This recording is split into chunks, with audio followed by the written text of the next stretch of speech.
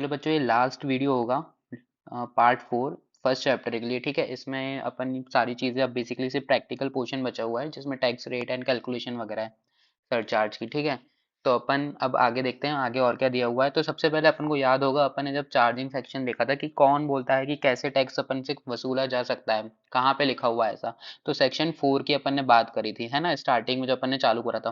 तो अब यहाँ पे भी यहीं से वापस चालू करी जा रही है और अब आप देखेंगे डेफिनेशन को तो आपको क्लियर हो जाएगा, क्योंकि अपन सारी चीज़ अब देख चुके हैं। ठीक है, कि सेक्शन 4 में क्या लिखा हुआ है, चार्जिंग सेक्शन है जो बेसिकली क्या बोलते हैं कि रेट्स प्रिस्क्राइब्ड हैं एनुअल फाइनेंस एक्ट में, ये भी अपन देख चुके हैं। ठीक है, और इनकम टैक्स एक्ट, और बोथ इनकम टैक्स एक्ट में कौन से रेट डिफाइंड है, स्पेशल रेट वगैरह कुछ होगा स्पेशल इनकम के हिसाब से। ठीक है, और बाकी जो आपके बेसिक रेट्स वगैरह हैं जो आपकी इनकम के ऊपर लगेंगे वो तो एनुअल फाइनेंस एक्ट में आते हैं, और अपन ऊपर देख भी चुके हैं एनुअल फाइनेंस एक्ट क्या होता है, बजट वगैरह। ठीक है, ठीक है, तो सबसे पहले क्या लिखा है फर्स्ट पॉइंट में, tax shall be levied at a rate prescribe. ठीक है, इन एनुअल फाइनेंस एक्ट और इनकम टैक्स एक्ट। ठीक है, अपन ने देख लिया और बोथ।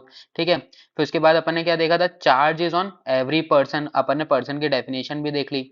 ठीक है, अब आप देखो, ठीक है, चार्जिंग सेक्शन क्या बोल रहा है, आपको पूरी चीजें क्लियर होगी कि एक तो क्या रेट प्रिस्क्राइब्ड है और उस रेट के हिसाब से सारे पर्सन को क्या देना पड़ेगा, टैक्स देना पड़ेगा। किसके ऊपर, टोटल इनकम के ऊपर। टोटल इनकम भी अपन ने ऊपर ब्रॉडली देखा था कि डिडक्शंस वगैरह लेने के बाद जो नेट इनकम आएगी वो क्या होगी, आपकी टोटल इनकम। तो क्या रेट्स जो कि प्रिस्क्राइब्ड है वो भी सारे पर्सन की इनकम की टोटल इनकम के ऊपर। ठीक है, और कौन सी इनकम के ऊपर, जो उन्होंने कमाई है ड्यूरिंग द प्रीवियस ईयर। ठीक है, and not on the assessment year. अपन इन दोनों की भी डेफिनेशन अब देख चुके हैं, previous year and assessment year. ठीक है, तो रेट प्रिस्क्राइब्ड और टैक्स सारे पर्सन को उनकी टोटल इनकम के ऊपर जो उन्होंने कब कमाई है, प्रीवियस ईयर में। ठीक है, और टैक्स क्या लेविड होगा in accordance with the provisions contained in this act. ठीक है, तो अब आपको इस सेक्शन की अहमियत समझ में आएगी कि अब अच्छा इसके अंदर इतनी सारी पॉइंट्स थी, फाइनेंस एक्ट है, पर्सन की डेफिनेशन है, टोटल इनकम है, टैक्स रेट है, और लेविड कब होगा, प्रीवियस ईयर की इनकम के ऊपर। ठीक है, अपन देखिए अब आगे क्या है, अपन रेट्स देखते हैं कि रेट्स क्या क्या दिए हुए हैं इनकम टैक्स में। ठीक है, मतलब अपनी मॉड्यूल के हिसाब से। तो अब देखिए सबसे पहले तो अपन ने देखा कि अभी लेटेस्ट क्या है, फाइनेंस एक्ट 2022। अपन ने ऊपर देखा था 4 पार्ट होते हैं, जिसमें से पार्ट 1 क्या बताता है, आपको रेट बताता है करंट ईयर के लिए। तो अभी करंट अपन किसके लिए पढ़ रहे हैं, फाइनेंस एक्ट 22 हो गया। असेसमेंट ईयर क्या हुआ, 22-23 मींस प्रीवियस ईयर क्या हुआ, असेसमेंट ईयर के प्रीसीडिंग ईयर क्या हो गया यहाँ पे 22-23 के लिए 21-22। ठीक है, मतलब कि 1 अप्रैल 2021 से लेके 31 मार्च 2022 जो प्रीवियस ईयर है उसका जो उसके ऊपर जो रेट्स लगने हैं वो कहाँ पे दिए हुए हैं, फाइनेंस एक्ट 2022 में आए हैं और इसके पार्ट 1 में आए हैं। ठीक है, और पार्ट 2 में अपन ने क्या देखा था, क्या रहता है, टीडीएस के रेट्स रहते हैं। पार्ट 3 में अपन ने क्या देखा था, सैलरीज वगैरह और एडवांस टैक्स के रेट रहते हैं। ठीक है, अब यहाँ पे जो एडवांस टैक्स वगैरह के और यहाँ पे जो रेट्स हैं, यहाँ पे क्या होता है, पार्ट 3 क्या होता है नेक्स्ट ईयर में, फर्स्ट शेड्यूल में जाके पार्ट 1 बन जाता है वो, और ऐसे ही क्या होता है, ये सारे ईयर्स के लिए होता रहता है जब तक इसमें कोई स्पेसिफिक चेंज ना हो। ये भी अपन ने देखा था। ठीक है, अपन स्पेसिफिकली देखते हैं कि क्या ऐसा तो होगा नहीं कि अपने क्लास में देखा था कि सबके ऊपर क्या हो, एक ही तरीके का रेट एप्लीकेबल हो जाए, इंडिविजुअल हो, एचयूएफ हो, अपन ने 7 तरीके के पर्सन देखे थे। ठीक है, कंपनी हो गई, फर्म हो गई, तो यहाँ पे क्या सबके लिए अलग अलग रेट्स प्रिस्क्राइब्ड हैं कि किसके ऊपर कितना रेट लगेगा, किसके ऊपर फ्लैट लगेगा, किसी के ऊपर क्या है स्लैब रेट दिया हुआ है।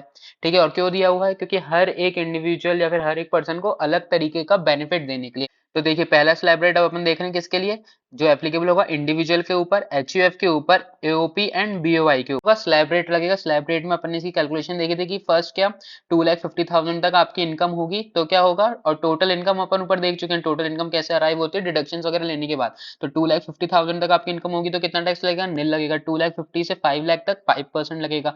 5 लाख टू 10 लाख कितना लगेगा, 20% लगेगा। एंड अब 10 लाख कितना लगेगा, 30% लगेगा। और फिर अपन ने क्या देखा था, सीनियर सिटीजन। अब जो एमसीक्यूज और क्वेश्चंस वगैरह में क्या रहता है, पॉइंट हिलाने वाला रेसिडेंट है। सीनियर सिटीजन अगर रेसिडेंट इंडिविजुअल है, ठीक है, रेसिडेंट इंडिविजुअल है, रेसिडेंट अगर एनआरआई मतलब कि एनआर वगैरह होगा तो नहीं, सिर्फ किसको, रेसिडेंट के केस में क्या होगा, एग्जम्पशन लिमिट क्या हो जाएगी आपकी, अगर सीनियर सिटीजन तो बेसिक एग्जम्पशन लिमिट हो जाएगी आपकी 3 लाख की। ठीक है, और अगर वहीं सीनियर वेरी सीनियर सिटीजन है, ठीक है, तो उस केस में क्या हो जाएगी आपकी एग्जम्पशन लिमिट 5 लाख रुपीज हो जाएगी। ठीक है, और यहाँ पे बस ये रेसिडेंट वर्ड याद रखिएगा, हो सकता है एमसीक्यूज वगैरह में क्वेश्चंस में क्या होता है इसी के ऊपर आप कंफ्यूज हो सकते हो कि ये था या नहीं था रेसिडेंट वर्ड। ठीक है, तो ये जो हायर स्लैब है सिर्फ किसके लिए है, resident senior citizen and resident very senior citizen के लिए। ठीक, अब when that person is said to be a senior citizen, जब वो पर्सन की एज क्या हो 60 या फिर अबव, बट क्या लेस देन 80 ईयर्स। ठीक है, and person is said to be a क्या very senior citizen when his age is क्या 80 इयर्स और मोर। ठीक है। फिर उसके बाद ठीक है, ये सीनियर सिटीजन का अपन ने देख लिया कि अगर अबव 60 एज है लेकिन लेस देन 80, तो फिर क्या उनकी उनकी जो स्लैब रेट है वो स्टार्ट किससे होगा, 3 लाख से स्टार्ट होगा। बाकी सेम है, 3 लाख टू 5 लाख कितना हो जाएगा 5%। फिर 5 to 10 लाख कितना हो जाएगा 20%, एंड अबव 10 लाख कितना हो जाएगा 30%। ठीक है। फिर ऐसे ही क्या वेरी सीनियर सिटीजन के लिए अपन ने देख लिया कि 5 लाख तक तो नील हो गया, उसके आगे क्या सेम हो गया 5 to 10 लाख 20%, एंड 10 लाख से ज्यादा कितना हो गया 30%। अभी क्लैरिफिकेशन देखिए, ठीक है। अब यहाँ पे की क्या कि अगर कोई पर्सन है, अब फॉर एग्जांपल यहाँ पे ऑलरेडी दिया हुआ है जो 1 अप्रैल को जिसका बर्थडे आता है, क्योंकि ऊपर क्या दिया हुआ है अगर आप यहाँ पे ध्यान से पढ़ेंगे कि क्या कि अगर वो पर्सन किसी एक दिन भी, यहाँ पे क्या लिखा हुआ है at any time during the previous year, किसी भी दिन अगर वो प्रीवियस ईयर में कितने का अटेन हो जाए 80 ईयर्स या फिर 60 ईयर्स, ठीक है, तो क्या उसे बेनिफिट मिल जाएगा, किस चीज का बेनिफिट मिल जाएगा, उसे हायर स्लैब रेट का बेनिफिट मिल जाएगा।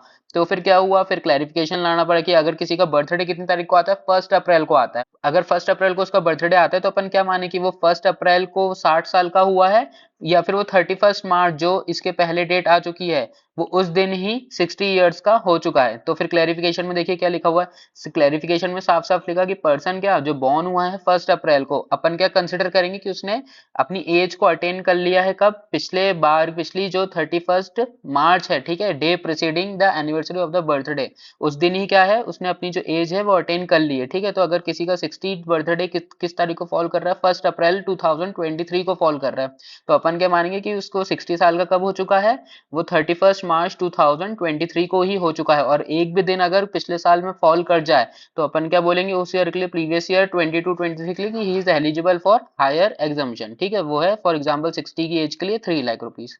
फिर देखिए नेक्स्ट क्या है कि अगर कोई न्यू स्लैब रेट, ठीक है, के लिए ऑप्ट करता है, सबसे पहले तो कौन कर सकता है, अंडर सेक्शन 115 बीएसी, ठीक है, ओनली कौन, इंडिविजुअल एंड एचयूएफ, क्या है ऑप्शन है, मैंडेटरी है क्या, अभी नहीं है, ठीक है। अदर देन इनकम, ठीक है, लेकिन क्या सारी इनकम के लिए नहीं, स्पेशल इनकम को छोड़ के, जिनके ऊपर क्या स्पेशल रेट लगता है जो अपन आगे चल के डिफरेंट हेड्स में देखेंगे, फॉर एग्जांपल कैपिटल गेन वगैरह या फिर कैजुअल इनकम के ऊपर क्या है अलग से स्पेशल रेट है जो कि डिफाइंड है, उस इनकम के ऊपर नहीं, नॉर्मल इनकम के ऊपर क्या है under section 115 BAC individual and HUF के पास क्या है ऑप्शन है कि वो इसको ऑप्ट कर सकते हैं ये वाला स्लैब रेट पर। इसके लिए क्या होगा, अगर वो बहुत सारे एग्जामिशंस को अवेल ना करें, जिनको अपन स्पेसिफिकली आगे चल के देखेंगे, फॉर एग्जांपल कौन कौन से स्पेसिफिक एग्जामिशंस एंड डिडक्शन, जैसे for example LTA standard deduction, salary head में अपन ने देखा था 50,000 का, ठीक है, इंटरेस्ट ऑन हाउसिंग लोन वगैरह, ठीक है, अगर ये सब कौन इंडिविजुअल एंड एचयूएफ ना ले एग्जामिशंस एंड डिडक्शंस, ठीक है, उस केस में क्या है वो ऑप्ट कर सकते हैं फॉर सेक्शन 115 बीएसी के लिए। ठीक है।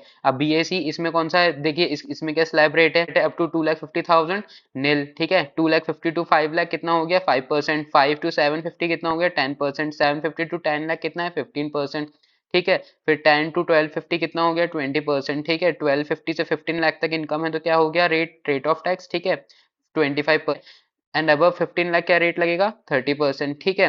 फिर इंडिविजुअल एंड एचयूएफ, ठीक है, जो जो ऑप्शन क्या चूज कर रहे हैं किस स्लैब रेट के हिसाब से 115 बीएसी के हिसाब से, मतलब कि वो पुराने वाला स्लैब रेट ऑप्ट नहीं कर रहे हैं, तो फिर क्या उनके ऊपर not liable for alternate minimum tax under section 115 जेसी। ठीक है।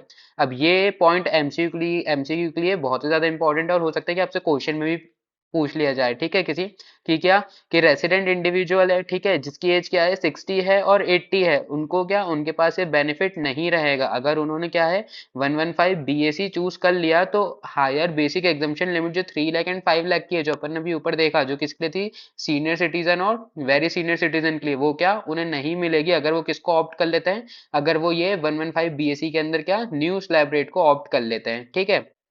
फिर अपन डिटेल में देखिए 115 बीएससी को कहाँ पे देखेंगे, चैप्टर 8 में देखेंगे डिटेल में कि कौन कौन से ऐसे डिडक्शंस या फिर एग्जाम्पशन है जो जो अपन अवेल नहीं करेंगे, तो फिर क्या अपन इसके लिए एलिजिबल है, अपन इसको ऑप्ट कर सकते हैं, कितने साल के लिए कर सकते हैं, एक बार कर लिए तो क्या मैंडेटरी रहेगा, तो ऐसी बहुत सारी चीजें हैं जो अपन इसके लिए क्या आगे चल के देखेंगे इन चैप्टर नंबर 8। ठीक है। अभी फटाक से एक एग्जांपल देख लेते हैं कि क्या एक मिस्टर एक्स है, मिस्टर एक्स मतलब इंडिविजुअल, इसकी टोटल इनकम कितनी है 12 लाख है, ठीक है, प्रीवियस ईयर 22-23 के लिए, ठीक है, तो इसके ऊपर क्या करना है अपन को टैक्स लायबिलिटी कैलकुलेट करनी है। ठीक है। अज्यूमिंग क्या एज कितनी है उसकी, सबसे पहला केस क्या है 45 की एज है, ठीक है, और वो क्या है नॉट ऑप्टिंग फॉर 115 बीएससी, मतलब वो नॉर्मल पुराने स्लैब के लिए जा रहा है। ठीक है। तो क्या लगेगा स्लैब रेट 2,50,000 तक क्या रहेगा नील रहेगा टैक्स, 2,50,000 टू 5 लाख के ऊपर कितना आएगा 2,50,000 के ऊपर कितना 5% टैक्स कितना 12,500, ठीक है। फिर 5 लाख टू 10 लाख के ऊपर, 5 लाख के ऊपर कितना आ गया, 20% कितना, 1 लाख आ गया। अब कितनी इनकम थी, 12 लाख थी, ठीक है। तो 2 लाख कितना है, 10 लाख, एंड अब 10 लाख कितना है, 30% रेट है। तो 2 लाख के ऊपर कितना टैक्स रेट आ गया 30% के हिसाब से, ठीक है, 60,000 आ गया। अब टोटल टैक्स कितना हो गया, 1,72,500। इसके ऊपर क्या लगेगा, टोटल के ऊपर सेज लगेगा कितना, 4%, ठीक है। ये अपन ने ऊपर देखा था कि क्या सेज लगेगा, जो अपन टोटल इनकम देख रहे थे कि क्या टैक्स कैलकुलेट होगा, टैक्स के बाद क्या क्या होगा, फिर उसके बाद सरचार्ज होगा, और फिर दोनों के ऊपर इंक्लूड करने के बाद क्या उसके ऊपर सेस लगेगा। इस केस में सरचार्ज नहीं है, वो अपन अभी आगे उसकी भी कैलकुलेशन देखते हैं। तो टोटल टैक्स कितना हो गया, 1,72,000, उसके ऊपर 4% सरचार्ज लगेगा, फिर आपका नेट टैक्स कितना हो गया, 1,79,400, ठीक है। अब अगर एक्स जो है उसकी एज कितनी है, 63 ईयर से, मीन्स वो क्या है, सीनियर सिटीजन। सीनियर सिटीजन के केस में बेसिक एग्जाम्पशन लिमिट कितने की हो जाती है, 3 लाख की हो जाती है। 3 लाख तक उसका टैक्स क्या रहेगा, नील रहेगा। 3 लाख टू 5 लाख कितना हो गया, 2 लाख के ऊपर 5% लगेगा, 10,000। फिर उसके बाद ठीक है, फिर 5 लाख के ऊपर 20% के हिसाब से 1 लाख, एंड 2 लाख के ऊपर जो एक्सीडिंग 10 लाख है 30%। तो कितना हो गया, 60,000, 1,70,000 टोटल टैक्स, उसके ऊपर 4%। फिर नेट टैक्स कितना आ गया, 1,76,800। अपनी क्लास में बहुत सारी और भी एग्जाम्पल्स देखे थे, कैलकुलेशन वगैरह, तो उम्मीद करता हूँ कि आपको ये पूरी चीजें समझ में आ रही होंगी, ठीक है। फिर नेक्स्ट देखिए कि अगर एज कितनी है, 82 है, तो ठीक है, 82 ईयर से मतलब वेरी सीनियर सिटीजन हो गया। उसके लिए बेसिक एग्जाम्पशन लिमिट कितनी थी, 5 लाख है। 5 लाख तक उसके ऊपर टैक्स क्या नहीं लगेगा, नील हो गया उसके ऊपर टैक्स। और 5 to 10 लाख के ऊपर क्या लगेगा, बाकी सारी सेम 20% क्या टैक्स रेट लगेगा, 1 लाख, ठीक है। फिर बैलेंस जो 2 लाख है उसके ऊपर कितना सेम 30%, कितना हो गया, 60,000। फिर हेल्थ एंड एजुकेशन सेस 4 लगा के 1,66,400 हो गया, ठीक है। अब अपन ने ऊपर किस किस के लिए देख लिया, अपन ने इंडिविजुअल के लिए देख लिया, एचयूएफ के लिए देख लिया, एओपी के लिए देख लिया, बीओआई के लिए देख लिया, ठीक है। कि क्या रहेगा, टैक्स रेट स्लैब रेट रहेगा, जो अपन ने ऊपर कैलकुलेशन देखी। और अपन ने पर्सन कितने देखे थे, अपन ने देखे थे 7%। तो अब बाकी के पर्सन के ऊपर क्या रहेगा टैक्स रेट, तो अपन एक एक करके अब देखिए आगे क्या है, फर्म एंड एलएलबी का केस है, ठीक है। अगर पर्सन क्या है, फर्म है, पार्टनरशिप फर्म है, तो उस केस में उनके ऊपर क्या लगेगा टैक्स रेट, 30% लगेगा, ठीक है, फ्लैट 30%। मतलब कि उन्हें कोई भी स्लैब रेट का बेनिफिट नहीं मिलेगा, जो भी उनकी टोटल इनकम आएगी उसके ऊपर क्या फ्लैट क्या लगेगा, 30%। ऐसे अगर कोई लोकल अथॉरिटी, तो उसके केस में भी क्या फ्लैट 30% लगेगा, ठीक है। सेम क्या in case of corporative society, अगर उसकी टोटल इनकम क्या है, डज नॉट एक्सीड कितना 10,000, तो क्या 10% लगेगा। और जहां पे एक्सीडिंग 10,000 बट लेस देन 20,000 के ऊपर 20%, ठीक है। और एक्सीडिंग 20,000 तो उसके ऊपर क्या 30%, ठीक है। स्लैब रेट है कॉर्पोरेटिव सोसाइटी के केस में।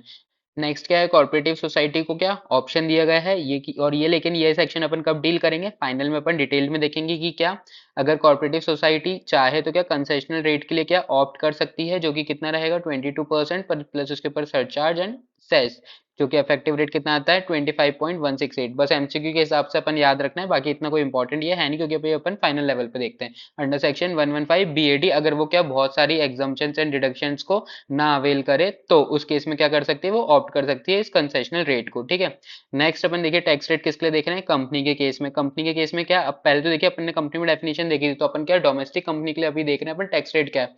अगर कोई क्या है डोमेस्टिक कंपनी जिसका टोटल टर्नओवर, ठीक है, और gross receipt in the previous year 2021 क्या है लेस देन 400 करोड़, तो उस केस में क्या उसकी टोटल इनकम के ऊपर टैक्स कितना लगेगा 25% फ्लैट, ठीक है। फ्लैट 25% क्या लगेगा, टैक्स लगेगा। और ये कौन से असेसमेंट ईयर के लिए अपन देख रहे हैं, फॉर असेसमेंट ईयर 23-24 या फिर प्रीवियस ईयर 22-23 के लिए, ठीक है। और यहाँ पे अपन को कब का देखना है, एक साल पहले का टर्नओवर देखना है। और क्यों देखना है एक साल पहले का, जिससे कि कोई अपना टर्नओवर पिछले साल का मैनिपुलेट करके इसका बेनिफिट ना ले पाए, इसलिए अपन क्या एक साल पहले का टर्नओवर देख रहे हैं, ठीक है। और ये एक्ट में इसी वजह से लेकर आए हैं, जिससे कोई मैनिपुलेट करके अपना लास्ट ईयर का टर्नओवर इस टैक्स रेट का बेनिफिट ना ले पाए, ठीक है, जो जेन्यून है उसी को मिले।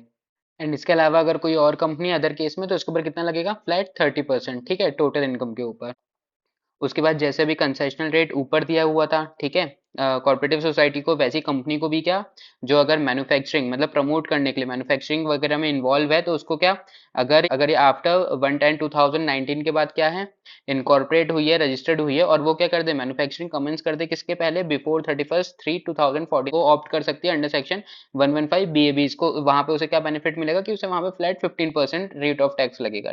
ऐसे ही एक और कंसेशनल रेट क्या दिया डोमेस्टिक कंपनी को केस में, जो वो एक्सरसाइज कर सकती है अंडर सेक्शन 115 बीएए, वो क्या है 22% फ्लैट। लेकिन ये कौन कौन ऑप्ट कर सकता है, ये क्या है दोनों कंपनी ऑप्ट कर सकती है, नहीं, क्या कंपनी के पास ऑप्शन है कि या तो 115 बी डबल ए ऑप्ट कर ले, या तो 115 बी ए बी ऑप्ट कर ले, ठीक है। या फिर ऊपर 15% जो अपन ने कब देखा मैन्युफैक्चरिंग के केस में मिलेगा उसे, ठीक है, अगर और बाकी कंडीशन सेटिस्फाई हो जाती है और 115 BAB अगर क्या वो बाकी सारे डिडक्शंस वगैरह चैप्टर 6A के डिडक्शंस वगैरह एडिशनल डेप्रिसिएशन वगैरह सेट ऑफ वगैरह नहीं लेती है, अनअब्जॉर्ब्ड डेप्रिसिएशन वगैरह, तो कंपनी क्या ये अवेल कर सकती है, ठीक है। इन केस ऑफ कंपनी, अब देखिए टैक्स रेट क्या अदर देन डोमेस्टिक कंपनी रहेगी अगर, और अगर उनको क्या हो रहा है, उनको रॉयल्टी एंड फीस के नाम से क्या इनकम मिल रही है, वो भी किससे मिल रही है, गवर्नमेंट से मिल रही है या फिर किसी इंडियन कंसर्न से मिल रही है, तो उस केस में क्या होगा, उस केस में उन्हें 50% फ्लैट रेट पे इनकम क्या टैक्स देना रहेगा, और अगर इसके अलावा कोई अदर इनकम रहेगी तो उसके ऊपर क्या 40% रहेगा, ठीक है। अब कंपनी के लिए अपन इतने सारे टैक्स रेट देख चुके हैं, ठीक है, फॉर असेसमेंट ईयर 23-24, इसको सम अप करें तो सबसे पहले अपन ने कंपनीज में कितनी कैटेगरी देखी थी, दो,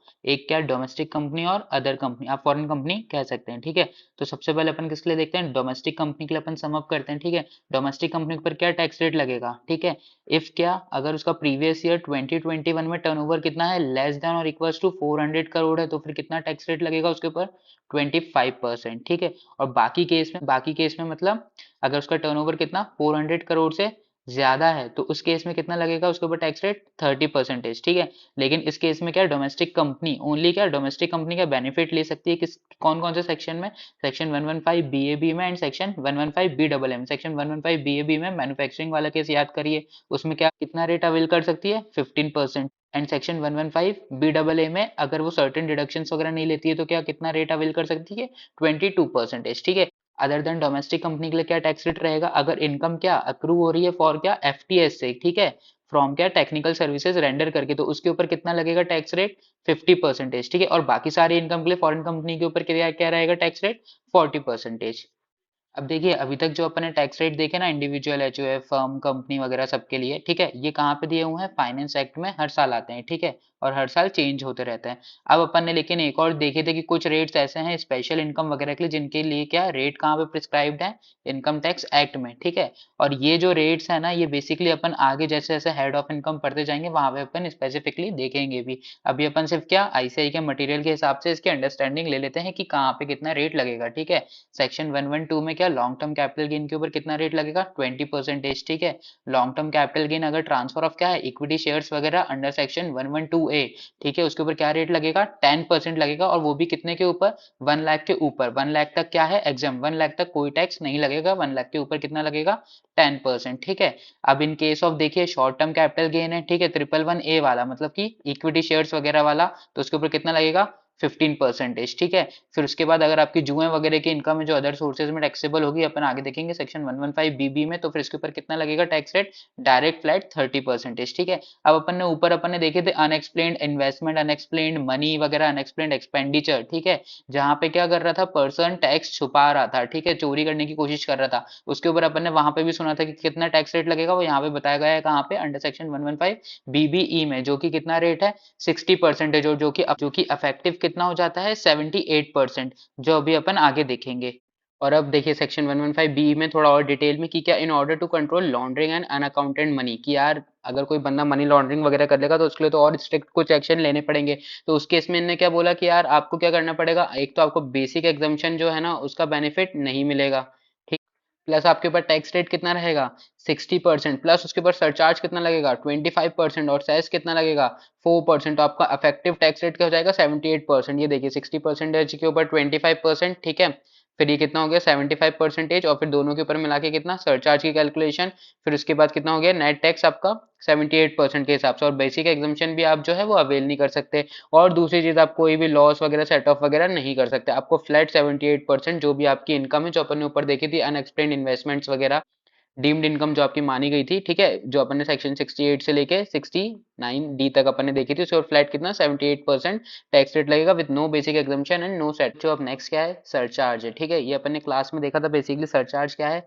इनकम टैक्स में क्या चाहती है गवर्नमेंट की जैसे जैसे आपके ज्यादा कमाना चालू करो आपके ज्यादा टैक्स देना चालू करो, ठीक है, क्योंकि जैसे जैसे आप ज्यादा इनकम कमाओगे सरकार का एक्सपेक्ट कर रही है कि आप ज्यादा से ज्यादा टैक्स दो, ठीक है। तो उस केस में क्या वो आपसे एडिशनल टैक्स चार्ज करते हैं in the name of surcharge. तो देखिए सरचार्ज का रेट क्या है individual HUF AOP and BOI और आर्टिफिशियल जुडिशियल पर्सन के लिए अपन अभी देख रहे हैं, ठीक है, 5% अपन ने यहाँ पे कवर कर लिया, क्या individual HUF AOP BOI artificial judicial person, इनके ऊपर देखिए सरचार्ज किसने रेट के हिसाब से कैलकुलेट होगा, ठीक है। अब अपन ने क्लास में क्या देखा था, एक पॉइंट जो अपन को अभी से अपने दिमाग में डालनी है कि क्या इनकम जो कि इन द नेचर ऑफ क्या है डिविडेंड है, ठीक है, और फिर क्या capital gain chargeable under tax 111A, 112 and 112A, इसके ऊपर क्या सरचार्ज कभी भी 15% से ज्यादा नहीं होगा। ठीक है, यहाँ पे भी क्या सेम स्लैब रेट दिए गए हैं कि जैसे जैसे पर्सन ज्यादा कमाते जाएगा वैसे वैसे रेट ऑफ सरचार्ज क्या बढ़ता जाएगा, उसे और ज्यादा सरचार्ज पे करना पड़ेगा। ठीक है, लेकिन इन इनकम के ऊपर क्या है, सरचार्ज का रेट क्या किसी भी हाल में 15% से ज्यादा नहीं होगा। और अभी अपन एक एक देखते चलते हैं कि ये कहाँ पे लिखा हुआ है। ठीक है, तो सबसे पहले देखिए सरचार्ज की एप्लीकेबिलिटी कब आएगी, जहां पे इन पर्सन में से कोई भी जिसकी टोटल इनकम किससे ज्यादा हो जाए, 50 लाख से ज्यादा हो जाए, लेकिन लेस देन क्या हो, 1 करोड़। और अपन ने टोटल इनकम ऑलरेडी देख चुके हैं क्या है, आफ्टर डिडक्शंस। ठीक है, तो अगर उसकी टोटल इनकम क्या है 50 लाख से ज्यादा हो जाए और क्या 1 करोड़ से कम है, तो उस चीज में गवर्नमेंट क्या बोल रही है, यार हमें और पैसा दो टैक्स के फॉर्म में, और कितना दो, 10% दो। 10% किसके ऊपर, टैक्स के ऊपर। ठीक है, और आपको समझ में आएगा कि यहाँ पे क्यों लिखा हुआ है, including dividend income and income on capital gain. ठीक है, chargeable under section 111A, 112A and 112। क्योंकि क्या, क्योंकि इस इनकम के ऊपर जो भी सरचार्ज का रेट है वो 15% से ज्यादा नहीं होगा। तो अगर ये इंक्लूड करने के बाद आपकी अगर टोटल मतलब आपकी सारी इनकम इंक्लूड करने के बाद अगर वो 50 लाख से ज्यादा है, 1 करोड़ से कम है, तो आपको क्या 10% सरचार्ज देना पड़ेगा। ठीक है, यहाँ पे जैसे एग्जांपल दिया हुआ, डिविडेंड कितना है 10 लाख है। ठीक है, एसटीसीजी कितना है 20 लाख से। ठीक है, फिर लॉन्ग टर्म कितना है कैपिटल गेन, ठीक है 15 लाख है। फिर एलटीसीजी कितना है 112A वाला 20 लाख है। ठीक है, और अदर इनकम आपकी कितनी है 25। तो आपकी टोटल इनकम कितना हो रहा है, इन सबका आप टोटल करेंगे तो कितना हो रहा है, वो 90 हो रहा है। ठीक है, और ये किससे 50 लाख से ज्यादा है और लेस देन 1 करोड़, तो आपको सरचार्ज कितना देना पड़ेगा, एडिशनल 10% देना पड़ेगा। ऑन किसके ऊपर सरचार्ज लगता है आपको, इनकम टैक्स के ऊपर। तो ये आप याद रखिएगा कि सरचार्ज किसके ऊपर कैलकुलेट होता है, टैक्स के ऊपर। ठीक है, इनकम के ऊपर वापस से टैक्स मत कैलकुलेट कर देना, क्या इनकम टैक्स जो आप कैलकुलेट करोगे इनकम के ऊपर, उस टैक्स के ऊपर सरचार्ज लेवी होगा। ठीक है, अब नेक्स्ट देखिए क्या है कि अगर आपकी टोटल इनकम मान लीजिए 1 करोड़ से भी ज्यादा हो जाती है, बट क्या है वो लेस देन 2 करोड़ है। ठीक है, और सेम यहाँ पे क्या टोटल इनकम इंक्लूड करने के बाद, इस सारी इनकम इंक्लूड करने के बाद, तो आपको सरचार्ज कितना देना पड़ेगा, 15%। अब यहाँ तक तो कोई प्रॉब्लम नहीं है, क्योंकि अपन ने क्या बात करी थी कि ये जो इनकम आपकी दी गई है डिविडेंड इनकम और क्या कैपिटल गेन, जो कि chargeable under section 111A, 112A and 112। ठीक है, इसके ऊपर क्या है, इसके ऊपर सरचार्ज 15% से ज्यादा नहीं हो सकता इन इनकम के ऊपर। ठीक है, तो यहाँ तक तो सब सेम है। अगर इनकम कितनी है 2 करोड़ तक है, तो फिर क्या होगा, इसके ऊपर 15% लगेगा और नॉर्मल इनकम के ऊपर भी 15% लगेगा।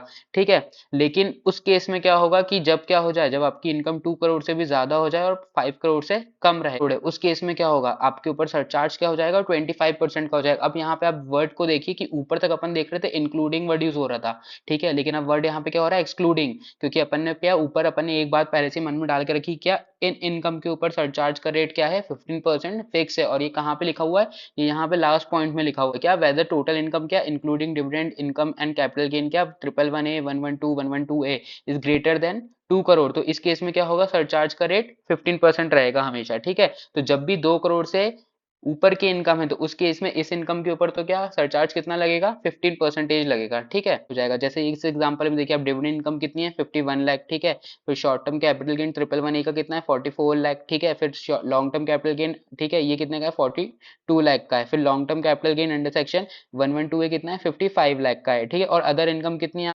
3 करोड़। एंड आप ये सारी इनकम को टोटल करेंगे तो इसका टोटल आएगा 4.92 crore, which is less than 5 crore but more than 2 crore. ठीक है, 2 करोड़ से क्या है, ज्यादा है। 2 करोड़ से ज्यादा है, तो उस केस में सबसे पहले सरचार्ज का रेट कितना हो जाएगा इस इनकम के ऊपर, 25% हो जाएगा। ठीक है, तो सरचार्ज कितना होगा, at the rate 25% will be leviable on income tax computed on other income of 3 crore included in total income.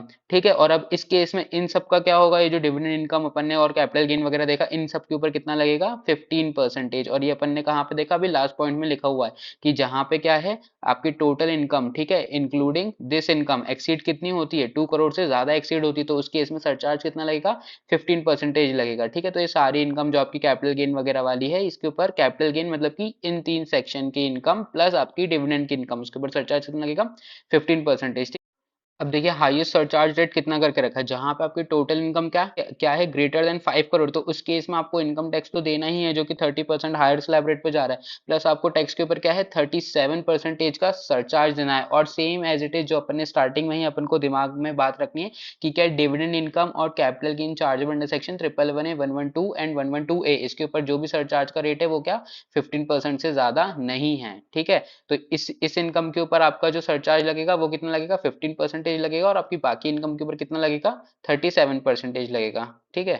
अब देखिए अगर एक एओपी है जिसमें क्या है ओनली कंपनीज मेंबर है, ठीक है, तो उस केस में सरचार्ज कितना होगा। अब देखिए यहाँ पे अपन ने अभी कौन कौन से पर्सन्स कवर कर लिए थे। Individual HUF AOP BOI artificial judicial person, and यहाँ पे एओपी में देखिए क्या लिखा हुआ था, other than AOP consisting of only companies as a member, ठीक है, मतलब कि वो एओपी जिसमें कंपनीज के अलावा भी क्या है मेंबर्स हैं, उन वो एओपीज कहाँ पे कवर हो गई, यहाँ पे कवर हो गई, ठीक है।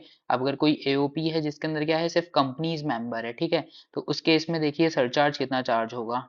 अगर उस एओपी की इनकम कितनी है 50 लाख से ज्यादा है बट लेस देन 1 करोड़ है, तो सरचार्ज कितना चार्ज होगा 10%, ठीक है। और अगर उस एओपी की इनकम कितनी है ग्रेटर देन 1 करोड़ है, तो सरचार्ज कितना चार्ज होगा 15%। एंड सरचार्ज का परसेंटेज कम है, अपन को यहाँ पे ऐसा नहीं सोचना है। क्यों नहीं सोचना है? क्योंकि यहाँ पे मेंबर्स क्या है सिर्फ कंपनीज एंड कंपनीज के लिए अपन ऑलरेडी देख चुके हैं कि क्या हायर रेट प्रिस्क्राइब्ड है, इसलिए यहाँ पे थोड़ा बेनिफिट देने के लिए क्या करा है उनके लिए रेट सरचार्ज का थोड़ा कम रखा है। चलो बच्चों नेक्स्ट कॉन्सेप्ट अब मार्जिनल रिलीफ, ठीक है, ये अपन डायरेक्टली है ना एक एग्जांपल के थ्रू देखते हैं, ठीक है। एग्जाम्पल पे आने से पहले सबसे पहले एक बार अपन सरचार्ज के रेट देख लें इंडिविजुअल वगैरह के लिए। अपन ने अभी क्या देखे कि अगर उसकी टोटल इनकम कितनी रहेगी 50 लाख से 1 करोड़ तक, तो सरचार्ज का रेट क्या रहेगा 10%, ठीक है। अगर इनकम कितनी होगी 1 करोड़ से 2 करोड़ तक, तो सरचार्ज का रेट क्या होगा 15%, ठीक है। इनकम अगर कितनी रहेगी 2 करोड़ से ज्यादा और 5 करोड़ से कम, तो क्या रहेगा सरचार्ज का रेट 25%। एंड अगर इनकम क्या एक्सीड कर जाए 5 करोड़, तो फिर सरचार्ज का रेट कितना लगेगा 37%, ठीक है। अब अपन देखिए एग्जाम्पल देखते हैं मार्जिन रिलीफ के केस में, फिर अपन समझने की कोशिश करते हैं। इस एग्जाम्पल में देखिए बच्चों मिस्टर ए है एक पर्सन, ठीक है। अब फॉर एग्जाम्पल मान लीजिए लास्ट ईयर तक इसकी टोटल इनकम 50 लाख रुपीज थी, ठीक है। अब इस साल क्या हुआ, इस बंदे को 1 लाख रुपए का बोनस और मिल गया, अब इसकी इनकम क्या हो गई 51 लाख रुपीज हो गई। ये बहुत खुश था, ठीक है, इसे 1 लाख रुपए क्या हुआ बोनस मिला। अभी क्या गया अपने सीए के पास गया टैक्स रिटर्न फाइल करवाने के लिए, ठीक है। और क्या हुआ ये पुराने स्लैब के हिसाब से रिटर्न लगवाना चाह रहा है, ठीक है, 115 बीएसी में नहीं जाना चाहता है, ठीक है। अब देखिए अब इसके साथ देखिए क्या हुआ कि लास्ट ईयर तक जब तक इनके इसकी इनकम देखिए कितनी थी 50 लाख रुपीज, ठीक है। जब तक इसे देखिए कितना टैक्स देना पड़ रहा था, आप भी कैलकुलेशन करते जाइए साथ साथ में। देखिए tax payable on total income of 50 lakh, ठीक है, इसको देखो कितने कितना टैक्स दे रहा था लास्ट ईयर तक 13,12,500, ठीक है। लास्ट ईयर तक इसने कितना टैक्स दिया 50 लाख के इनकम के ऊपर 13,12,500। अब ये बड़ी खुशी से 1 लाख रुपए बोनस लेके क्या सीए के पास गए कि इस बार मेरी इनकम कितनी है इस ईयर 51 लाख है, मेरी टैक्स रिटर्न 5 कर दो। सीए ने क्या करा इसका टैक्स कैलकुलेशन करा, ठीक है, और 51 लाख के ऊपर क्या टैक्स निकाला। 51 लाख के ऊपर टैक्स अपन कैसे कैलकुलेट करेंगे, 2,50,000 तक क्या है नील, 250 से लेके 5 लाख तक क्या हो गया 5% के हिसाब से 12,500, ठीक है। फिर 5 लाख के ऊपर एडिशनल कितना होगा 20% 1 लाख, एंड अबव 10 लाख कितना हो जाएगा 51 लाख तक कितना 12,30,000, तो टोटल टैक्स कितना हो गया 13,42,500, ठीक है। अब यहाँ पे ए क्या बोल रहा है कि बस इतना टैक्स ले लो, नहीं सीए क्या बोलेगा नहीं नहीं आपकी इनकम क्या हुई 50 लाख क्या क्रॉस हो गई, तो उसके ऊपर क्या आपको एडिशनल सरचार्ज देना पड़ेगा। सरचार्ज इसकी इनकम कितनी है 50 लाख से ज्यादा है और 1 करोड़ से कम है, तो कितना सरचार्ज लगेगा 10%, ठीक है। कितना सरचार्ज लगेगा 10%, ये यहाँ पे अभी अपन ने देखा कितना 10%, ठीक है। तो 10% सरचार्ज, अब ये देखिए सबसे पहले तो किसके ऊपर कैलकुलेट होगा टैक्स के ऊपर, ठीक है। तो कितना आ गया सरचार्ज 1,34,250, और टोटल टैक्स कितना आ गया 14,76,750, ठीक है। अब जो सीए है फॉर एग्जाम्पल इसने क्या अपने क्लाइंट मिस्टर ए से क्या बोला कि इस बार आपको कितना टैक्स देना है 14,76,750। अब ए बोलिए, अब ए जो इतना हंसता खेलता उसे 1 लाख रुपए बोनस मिला था, वो क्या बिल्कुल दुखी हो गया। क्यों दुखी हो गया, वो क्या बोल रहा है ए कि यार लास्ट ईयर मेरा टैक्स बिना बोनस के था 13,12,500, ठीक है, और इस बार आप मेरा टैक्स कितना बोल रहे हो 14,76,750, और आप बोलोगे, और क्या बोल रहा है ए क्या बोल रहा है कि मेरा एडिशनल टैक्स आपने कितना बढ़ा दिया 1,64,250 रुपीज से। ए बोल रहा है कि यार मुझे बोनस ही 1 लाख रुपए मिला है, अब तुम यार मुझसे इतना टैक्स ले रहे हो, मैंने तो इतना कमाया ही नहीं, इससे अच्छा तो मैं कमाता ही नहीं। तो इससे क्या होगा वो बंदा कमाना ही बंद कर देगा। तो ए क्या बोल रहा है यार मैं तो इतना टैक्स ही नहीं दूंगा, मुझे बोनस गया भाड़ में, ठीक है, मुझे तो बोनस भी नहीं चाहिए, मैं तो जा रहा हूँ बोनस ही वापस कर रहा हूँ। तो क्या ए का क्या दिमाग ही खराब हो जाएगा। तो इस केस में अब आपको भी ऐसा लगेगा कि अपन को चेक करना पड़ेगा कि कहीं ऐसा तो नहीं हो रहा कि उस बंदे की जो इनकम बढ़ रही है, ठीक है, वो कहीं उस टैक्स अमाउंट से कम तो नहीं है एडिशनल टैक्स से। क्योंकि यहाँ पे देखिए एडिशनल टैक्स कितने से बढ़ रहा है 1,64,000 से, और इनकम कितने से बढ़ रही है 1 लाख से। क्योंकि अगर ऐसा होगा सिनेरियो जहां पे टैक्स ज्यादा बढ़ गया और इनकम कम बढ़ रही, तो पर्सन क्या टैक्स ही नहीं देगा। ठीक है, तो गवर्नमेंट ने क्या बोला कि हाँ हाँ ठीक है यार, तुम एक काम करो, जब तुमने इतना कमाया ही है बस 1 लाख तक, तो एक काम करो, हमें बस क्या 1 लाख तक टैक्स दे दो, 1,64,250 मत दो। ठीक है, तो फिर क्या ए को थोड़ा रिलीफ मिला। ठीक है, और ये जो डिफरेंस है, कितने का बेनिफिट मिला ए को यहाँ पे, 64,250 का। अब ए को कितना देना पड़ रहा है, 1 लाख। जितना उसने कमाया, उसने बोला यार जितना मैंने कमाया है तुम उतना ले लो, उससे ज्यादा तो मैं नहीं दे पाऊंगा। ठीक है, तो कितने का बेनिफिट मिला, 64,250 का।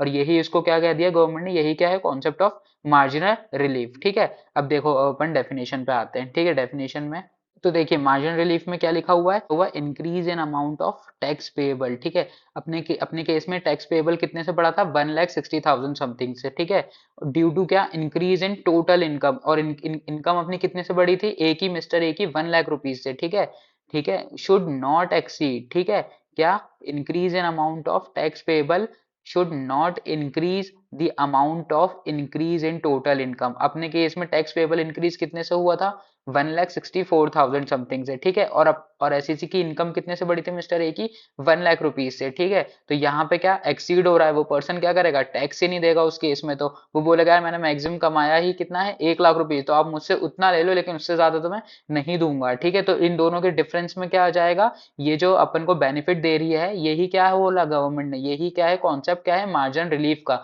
कि आप उतना ही टैक्स दो जितना आपने कमाया है। अब जितना आप नहीं कमा रहे हो उसको आप टैक्स के तौर पे मत दो। देखिए अब कॉन्सेप्चुअली तो अपन ने समझ लिया मार्जिन रिलीफ क्या है और कैसे उसे कैलकुलेट करना है। अब अपन स्टेप वाइज प्रोसेस भी देख लेते हैं, जो अपन वाला तरीका देखना जो अपन ने क्लास में देखा था। ठीक है, और जो अभी अपन ने एग्जाम्पल में भी फॉलो करा था, कि सबसे पहले अपन स्टेप 1 में क्या करा, अपन ने कैलकुलेट करा किसके ऊपर, एक्चुअल टोटल इनकम के ऊपर, क्या, टैक्स। ठीक है, इंक्लूडिंग सरचार्ज। अपने केस में अभी अपन ने कितने के ऊपर कैलकुलेट करा था, 51 लाख के ऊपर। ठीक है, उसके बाद अपन में स्टेप 2 में अपन क्या करेंगे, अपन टैक्स कैलकुलेट करेंगे किसके ऊपर, 50 लाख के ऊपर। ठीक है, और फिर उसमें से क्या करेंगे, स्टेप 1 का अमाउंट माइनस कर देंगे। स्टेप 1 में अपन ने क्या कैलकुलेट करा था, tax on actual total income. ठीक है, और यहाँ पे क्या, टैक्स ऑन 50 लाख रुपीज। अब इन दोनों का डिफरेंस अपन को क्या मिलेगा, एक्सेस एक्सेस टैक्स। ठीक है, कि एक्सेस टैक्स अपन को कितना देना पड़ रहा है। ठीक है, नेक्स्ट अपन ने क्या करा, नेक्स्ट अपन ने टोटल इनकम में से क्या करा, लेस क्या कर दिया, 50 लाख रुपीज। ठीक है, इससे अपन को क्या मिलेगा, increase in income above 50 lakh, मतलब कि इनकम कितने से इंक्रीज हुई अपनी, अपने एग्जाम्पल में 1 लाख रुपीज से। ठीक है,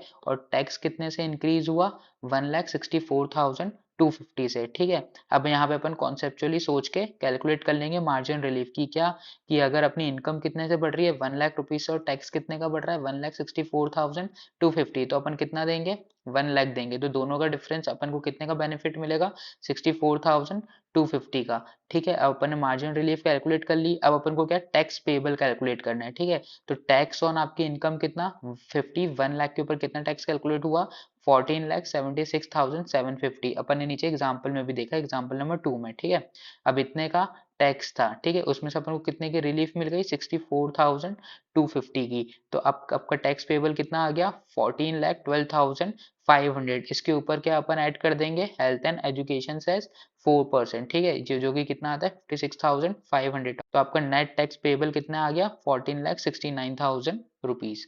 ठीक है, और ये आप याद रखिए कि सबसे पहले क्या कैलकुलेट होगा, टोटल इनकम के ऊपर टैक्स कैलकुलेट होगा। ठीक है, फिर टैक्स के ऊपर क्या कैलकुलेट होगा, सरचार्ज कैलकुलेट होगा। फिर टैक्स प्लस सरचार्ज को ऐड करके उसके ऊपर हेल्थ एंड एजुकेशन से 4% चार्ज होगा।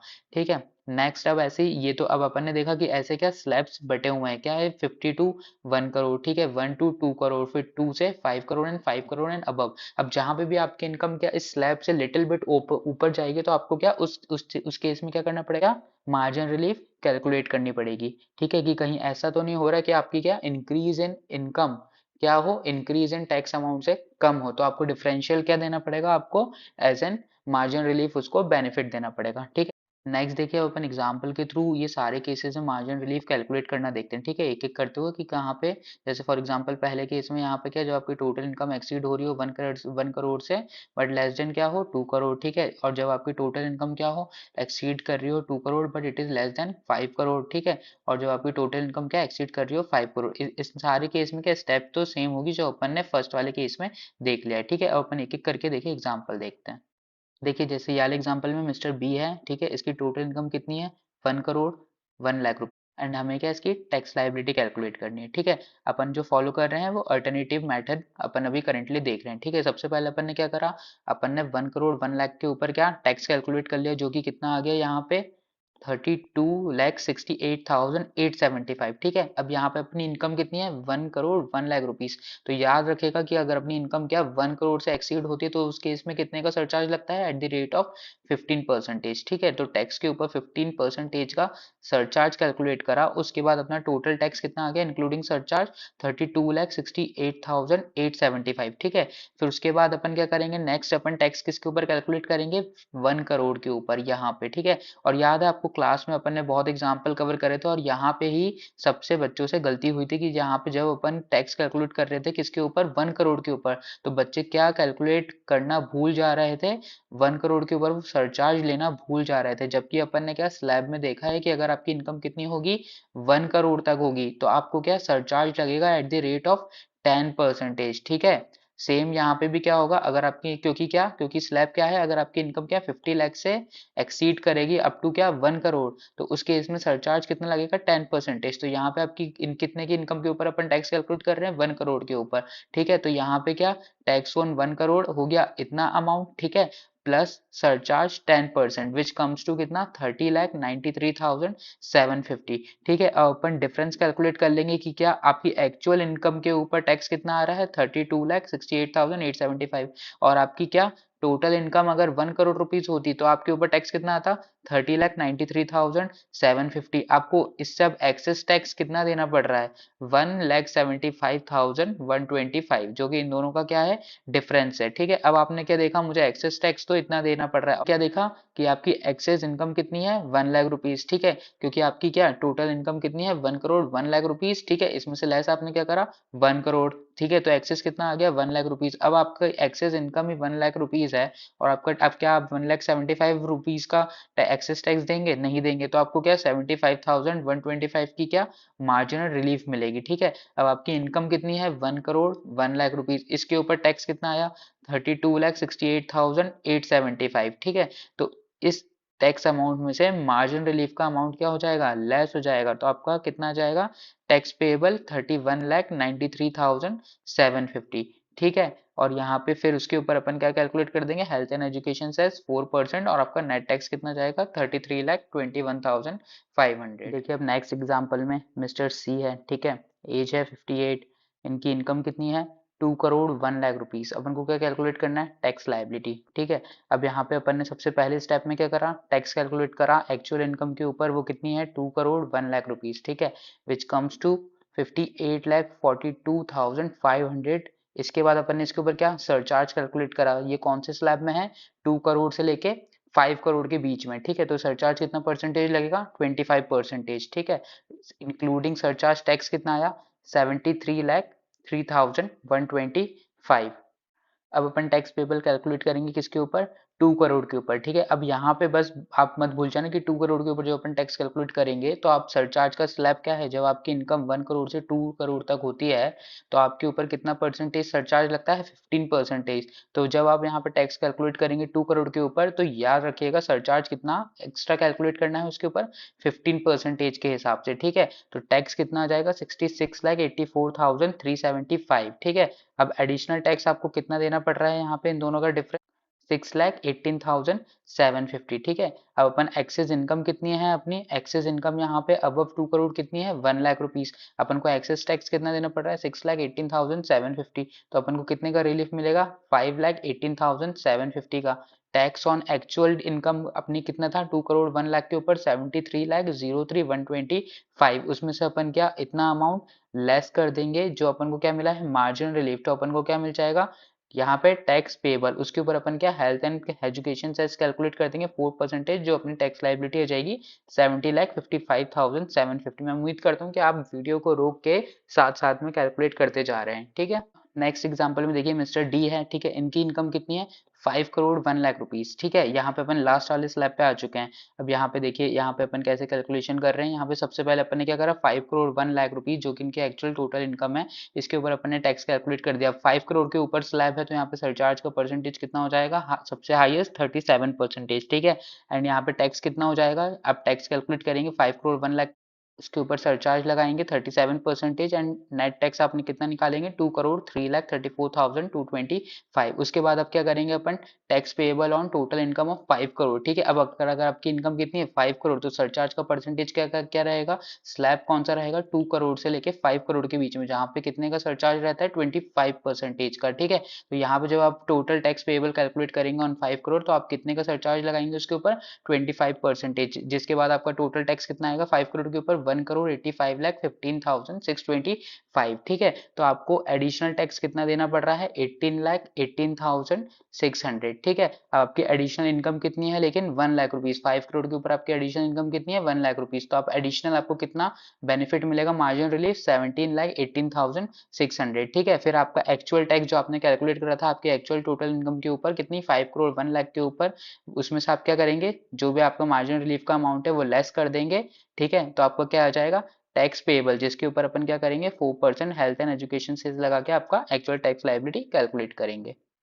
अब देखिए नेक्स्ट अपन सरचार्ज का रेट देख रहे हैं किसके लिए, बाकी पर्सन्स के लिए। अभी अपन ने जो रेट देखा वो किसके लिए था, इंडिविजुअल के लिए था, एचयूएफ के लिए था, आर्टिफिशियल जुडिशियल पर्सन के लिए था एंड एओपी बीओआई के लिए था। अब देखिए फर्म के केस में, ठीक है, कितना रहेगा सरचार्ज का रेट, जब इनकी इनकम क्या एक्सीड होगी क्या 1 करोड़ रुपीज। ठीक है, तो सरचार्ज का रेट क्या रहेगा 12%। अब यहाँ पे कोई स्लैब है क्या, नहीं है, नॉर्मल सिंगल स्लैब है कि क्या, जैसे आपकी इनकम क्या एक्सीड होगी फर्म के केस में 1 करोड़ रुपीज, तो आपको सरचार्ज कितना देना पड़ेगा 12% के हिसाब से। ठीक है, एंड सेम यहाँ पे मार्जिन रिलीफ की कैलकुलेशन होगी जैसी अभी अपन ने अब क्या अबव एग्जांपल्स में देखा कि, और मार्जिन रिलीफ की वही डेफिनेशन का, total amount of income tax payable together with surcharge on such income should not exceed क्या amount of total income tax payable on total income of 1 crore rupees. ठीक है, अब नेक्स्ट देखिए in case of corporative society. ठीक है, in case of corporative society जो कि क्या ऑप्ट नहीं कर रही है अंडर फॉर सेक्शन 115 बीएडी, और जिनकी टोटल इनकम क्या है greater than 1 crore but less than 10 crore, उस केस में उनके ऊपर सरचार्ज कितने लगेगा एट द रेट ऑफ 7%। ठीक है, और यहीं पर अगर कॉर्पोरेटिव सोसाइटी जो कि ऑप्ट नहीं कर रही है फॉर सेक्शन 115 बीएडी और उनकी टोटल इनकम क्या है एक्सीडिंग 10 करोड़ रुपीज, तो वहां पे सरचार्ज का रेट क्या है 12%। ठीक है, अगर कोई कॉर्पोरेटिव सोसाइटी ऑप्ट कर रही है फॉर सेक्शन 115 बीएडी, तो उनके ऊपर क्या है फ्लैट रेट है सरचार्ज का कितना 10%, और वो भी किसके लिए नो थ्रेश होल्ड लिमिट। ठीक है, मतलब कि अगर 1 रुपये भी इनकम होगी 10 रुपये भी इनकम होगी तो फिर इसके ऊपर क्या सरचार्ज एप्लीकेबल हो जाएगा। ठीक है, and there will be no margin relief, क्योंकि कोई थ्रेश होल्ड लिमिट ही नहीं, जितना भी टैक्स है उसके ऊपर सरचार्ज कैलकुलेट होगा, तो कोई मार्जिन रिलीफ होगा ही नहीं। नेक्स्ट देखिए अब क्या डोमेस्टिक कंपनी। ठीक है, अब अपन ने डोमेस्टिक कंपनी को देखा था कि अलग अलग बेनिफिट्स भी मिलते हैं। ठीक है, तो अगर डोमेस्टिक कंपनी जो कि नॉर्मल है, ठीक है, मतलब कि जो section 115 B double A and section 115 B A B का बेनिफिट नहीं ले रही है, ठीक है, तो उस केस में क्या डोमेस्टिक कंपनी की इनकम अगर 1 करोड़ से ज़्यादा है और 10 करोड़ से कम है तो कितना लगेगा सरचार्ज उनके ऊपर 7%। ठीक है, लेकिन अगर डोमेस्टिक कंपनी जो कि इन सेक्शंस का बेनिफिट नहीं ले रही है, कौन से सेक्शंस का, section 115 B double A and section 115 B A B का, ठीक है, और उनकी इनकम क्या है एक्सीड हो रही है 10 करोड़ से ज़्यादा, तो उस केस में सरचार्ज का रेट क्या हो जाएगा 12% का। ठीक है, अब नेक्स्ट यहाँ पे देखिए अगर कोई डोमेस्टिक कंपनी क्या जो कि क्या बेनिफिट ले रही है of section 115 B double A और सेक्शन 115 बी ए बी, ठीक है, तो उस केस में क्या लगेगा फ्लैट सरचार्ज कितना लगेगा 10% का। ठीक है, नो थ्रेश होल्ड लिमिट, ठीक है, मतलब जितना भी टैक्स होगा उसके ऊपर सरचार्ज कैलकुलेट होगा, और जब कोई लिमिट ही नहीं है तो क्या नो मार्जिन रिलीफ। अब देखिए फॉरेन कंपनी के केस में क्या होगा, फॉरेन कंपनी के केस में अपन ने देखा कि वैसे ही हायर साइड पे क्या उनके ऊपर टैक्स रेट लगाया है क्या 40% का। ठीक है, तो उनको थोड़ा यहाँ पे बेनिफिट दे, उनके ऊपर सरचार्ज का जो रेट है वो थोड़ा कम रखा है। ठीक है, तो अगर उनकी फॉरेन फॉरेन कंपनी की इनकम क्या ग्रेटर देन 1 करोड़ है बट लेस देन 10 करोड़ है, तो उनके ऊपर सरचार्ज का रेट क्या है 2% का। ठीक है, और वहीं अगर फॉरेन कंपनी की इनकम क्या एक्सीड हो रही है ग्रेटर देन 10 करोड़, ठीक है, तो उनके ऊपर सरचार्ज कितना लगेगा 5%। ठीक है, और अपन ने ये सारे जितने भी अभी अपन ने केसेस देखे इन सब केस में क्या मार्जिनल रिलीफ की कैलकुलेशन होगी, जहाँ पे इनकी इनकम क्या स्लैब रेट के हिसाब से, ठीक है, सरचार्ज के स्लैब से थोड़ी सी ऊपर हो, तो अपन को उस केस में क्या सारे केसेस में उन्हें मार्जिन रिलीफ का बेनिफिट देना रहेगा। ठीक है, अब ये यहाँ पे आईसीआई की मॉड्यूल में एक बहुत अच्छा चार्ट दिया हुआ है सरचार्ज के लिए, जिसको आप अपने रिवीजन के लिए यूज कर सकते हैं। इसमें आप देखिए सारे cases cover individual HUF AOP BOI के लिए, ठीक है, 50 लाख तक है तो नील सरचार्ज, 50 से 1 करोड़ है तो 10% रेट रहेगा, ठीक है, 1 to 2 करोड़ है अगर तो 15%, 2 to 5 crore 25%, and 5 crore and above तो 37%। ऐसे ही firm LLP and local authority के लिए क्या है कि अगर 1 करोड़ तक है तो नील रहेगा, 1 करोड़ से ज़्यादा है तो 12% रहेगा, ठीक है। ऐसी डोमेस्टिक कंपनी के केस में भी अपन ने देखा कि अगर टर्नओवर क्या है, अगर 1 करोड़ तक है तो नील रहेगा, अगर 1 करोड़ से 10 करोड़ तक है तो 7%, ग्रेटर देन 10 करोड़ है तो क्या 12%, ठीक है। और फॉरेन कंपनी के केस में क्या होगा, अगर 1 करोड़ तक है तो नील, ठीक है। 1 to 10 करोड़ तक है तो क्या 2%, एंड ग्रेटर देन 10 करोड़ है तो 5%। एंड जो एक्सेप्शन वाले केस थे वो यहाँ पे नीचे लिखे हुए हैं, ठीक है, तो वो आप देख सकते हैं। अब अपन नेक्स्ट कॉन्सेप्ट पे आते हैं जो कि क्या है, रिबेट अंडर सेक्शन 87A, ठीक है। और बेसिकली किसके लिए ये है, ये एमसीक्यू में आपसे पूछा सकता है, एक तो क्या है रेसिडेंट और दूसरी चीज क्या इंडिविजुअल, एचयूएफ वगैरह के लिए नहीं है, ठीक है। ओनली रेसिडेंट होना चाहिए पर्सन एंड इंडिविजुअल होना चाहिए, ठीक है। तो रिलीफ किसको दी गई है, सिर्फ इंडिविजुअल को दी गई है, ठीक है। जो किस स्लैब में है, बेसिक स्लैब में है, मतलब 5% वाले स्लैब में है, और जिनकी इनकम क्या 5% वाले स्लैब में है, मतलब मीन्स उनकी इनकम क्या है लेस देन 5 लाख रुपीज है, ठीक है। और अपन ने पहले ही देख चुके हैं कि अगर कोई पर्सन क्या न्यू स्लैब में चल जाता है तो उसको 87 ए की क्या रिबेट नहीं मिलेगी। तो अपन ये जो देख रहे हैं ये क्या ओल्ड स्लैब वालों के लिए, ठीक है। और वो भी किसको बेनिफिट दिया है, इंडिविजुअल रेसिडेंट इन इंडिया, ठीक है। And his total income does not exceed क्या 5 लाख रुपीज, मतलब कि क्या वो 5% वाले स्लैब में आते हैं, ठीक है। और ये जो रिबेट का अमाउंट है ये क्या इक्वल्स टू रहेगा टैक्स पेएबल और क्या 12,500 विच एवर इज लोअर। 12,500 क्या है, बेसिकली टैक्स है आपकी क्या 2,50,000 के ऊपर 5% के हिसाब से, ठीक है।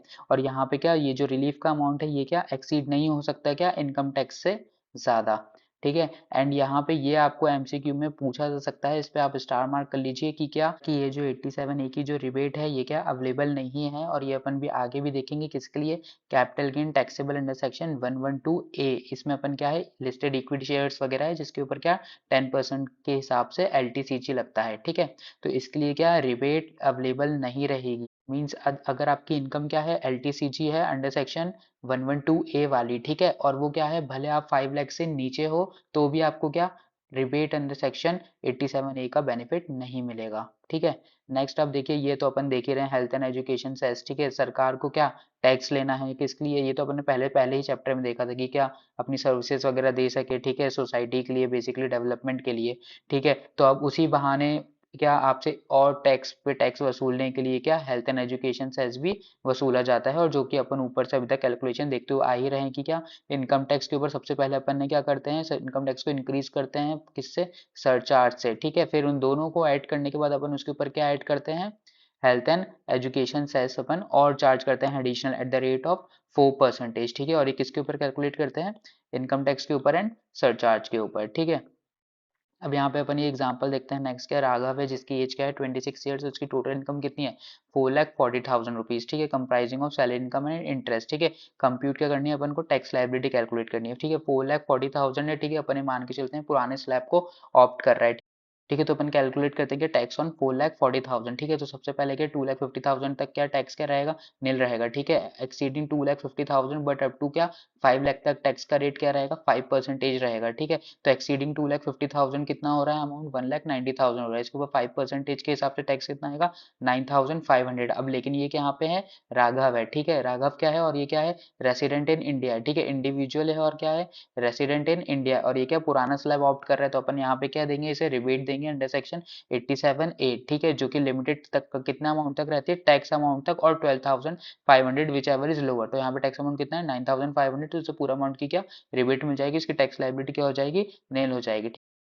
चलिए अब नेक्स्ट एग्जांपल देखते हैं। देखिए दिनेश है, इसकी एज कितनी है 35 है, ये भी क्या है रेसिडेंट इन इंडिया है और इसकी टोटल इनकम कितनी है 4,80,000, ठीक है। और यहाँ पे ये इनकम कहाँ से है लॉन्ग टर्म कैपिटल गेन से है, ठीक है, जो कि टैक्सेबल अंडर सेक्शन क्या है 112, ठीक है। और यहाँ पे 112A नहीं है, ठीक है, अगर 112A होता तो यहाँ पे अपन क्या उसे रिबेट का बेनिफिट नहीं देते, ठीक है।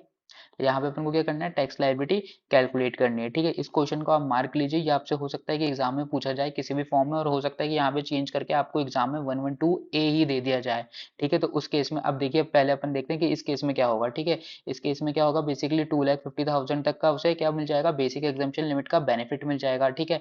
अब उसके बाद उसकी इनकम अब 2,50,000 कितनी बचेगी 2,30,000। और इस इनकम का टैक्स रेट कहाँ पे प्रिस्क्राइब्ड है, इनकम टैक्स एक्ट में, ये अपन ऊपर देख चुके हैं और इसको अपन और अच्छे से देखेंगे क्या, कैपिटल गेन के चैप्टर में, ठीक है। तो यहाँ पे टैक्स रेट कितना लगेगा, 20%, ठीक है, फ्लैट। तो यहाँ पे 20%, ठीक है, इसके ऊपर कितने के ऊपर लगेगा, 2,30,000 के ऊपर, विच कम्स टू क्या, 46,000, ठीक है। अब यहाँ पे देखिए रिबेट का बेनिफिट इसे किस तरीके से मिलेगा, अपन ने रिबेट का अमाउंट क्या देखा था, कि रिबेट का अमाउंट क्या, should not be more than 12,500 और tax amount which ever is lower, ठीक है। तो यहाँ पे टैक्स अमाउंट कितना है, 46,000, बट रिबेट अब मैक्सिमम कितनी मिल सकती है, 12,500, ठीक है। तो टैक्स कितना जाएगा, 33,500, ठीक है। उसके ऊपर एडिशनल अपन क्या लगा देंगे, हेल्थ एंड एजुकेशन सेस 4%, ठीक है।